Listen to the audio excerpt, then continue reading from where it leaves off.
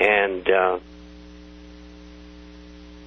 anyway, on another, the money, that's where it went, and that's why they want to expose what the Fed has done, because there's a companion bill that's been in the hopper for a long time to do away with the Fed Reserve. And the minute they start getting this stuff coming out, they're going to activate the bill, try to put it into committee, and try to get it passed. And hopefully we'll be successful doing that over the next year. It'll take probably a year and a half. And in the meantime, I'm going to see if I can get a hold of Mr. Paul and get him to initiate legislation for tariffs. On a different program, there's an article on how the Freedom Movement and the End the Fed movement has been infiltrated by the New World Order gang. It was stated that the puppet masters will use this issue to end the Fed as a way to bring in a new form of world banking. It seems to me that the bill Ron Paul has introduced and all the negative media about the Fed could only gain ground if the puppet masters allowed it to gain ground. I mean, besides they own the media and they own Congress.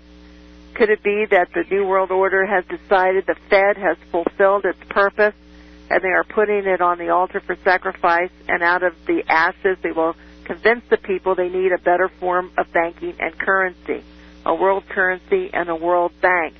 The problem, Federal Reserve; the reaction, let the Fed hang; and the solution, same New World Order players install a new form of the same banking scam on a world level. Could be.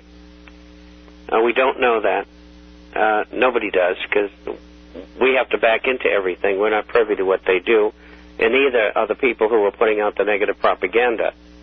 And I've seen it, and I don't agree with it. I don't think it's that way, but we'll find out in time. Listen, we don't have any choice but to do what we're doing. If we get the legislation passed, fine. If it's unsuccessful, fine.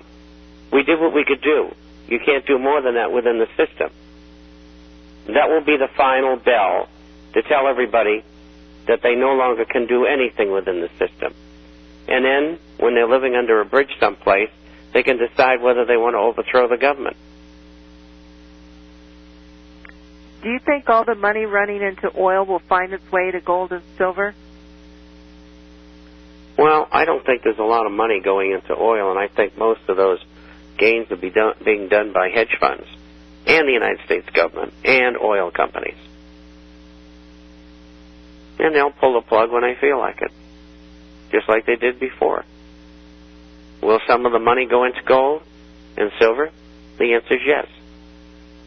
There's a lot of money in gold and silver right now from those entities, and I don't think they're very happy about what's going on right now because of the manipulation by the government. But they'll be back, and they'll find out where the bottom is again, and they'll buy and run it back up again. They can't keep this thing down.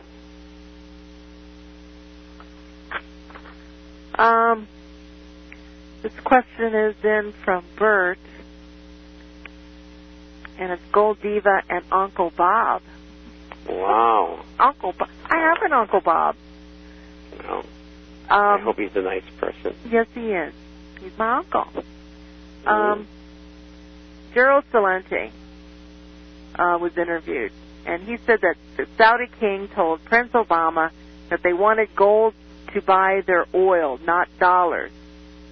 Have either of you heard anything about this? Is this why gas prices are rising so much? Your comments, please. Well, I didn't know that Mr. Celente had a direct line in with the Saudi government. I know he has a Ph.D. from Harvard, which to me makes him suspect, but, who knows. So I can't answer that because I don't know. And I suggest that they, email Mr. Celente and ask him how he got that information. Because I don't believe it. All right. Here's a question in reference to Lori. She called. She's hearing more internet chatter about counterfeit gold coins. Do you see that? Oh, I got that today, and you've got to answer that. I have never seen or heard of a counterfeit gold coin. Have you? Yeah. No. What did you hear? Well,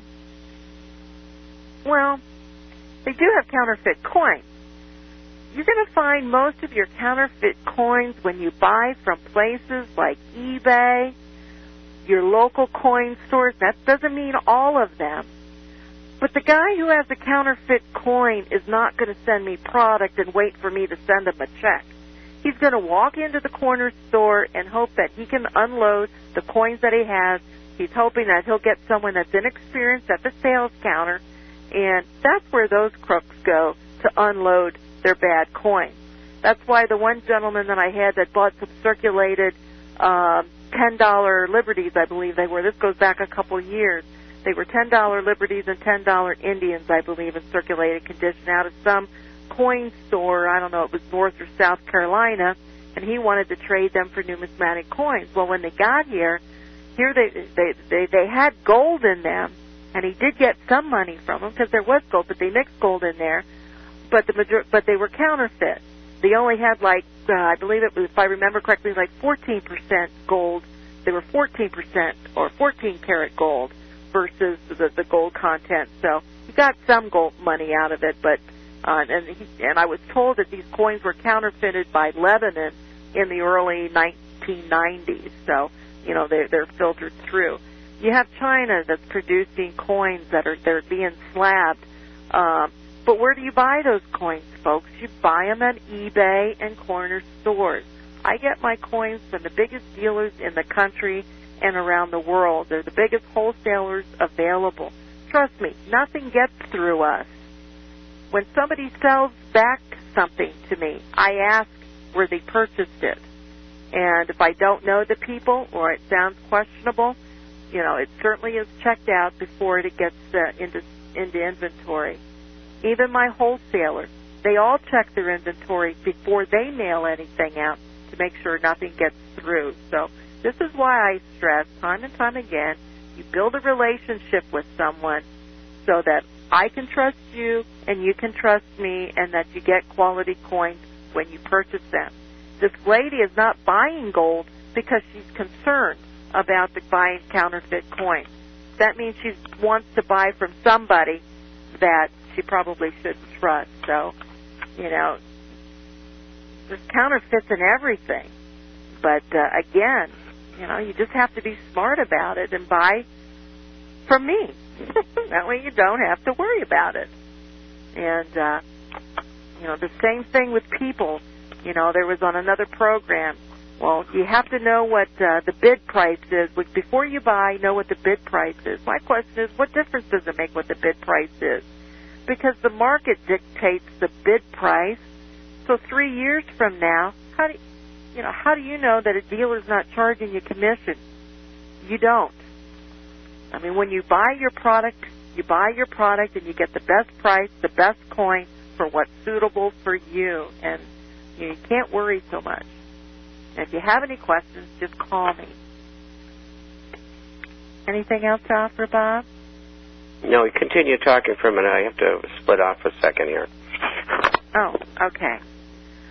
But so that's pretty much all I have to say about the counterfeiting, And, the guy who wants to unload it, he will unload it very quickly. So don't put off buying gold and silver with that worry. There's just a lot of misinformation out there, and the more you try to, find out about things, the more confusing it can be, and that's why we keep things very simple and very basic. You'll always do the best. I'm back. Alan Stang reported on June 4th that, I guess this is Jim Wiley again, who writes the Hat Trick newsletter, says the powerful global interests have hired hitmen to execute the people who are conspiring to suppress the price of gold. Well, first of all, I don't know how true it is, but Jim Willie, who has that letter, is a pretty good guy, and he's got a good letter. And so maybe there is something like that that's going on. I don't personally know for sure. It sounds like something that could happen or be happening, but I can't give you anything solid that I know.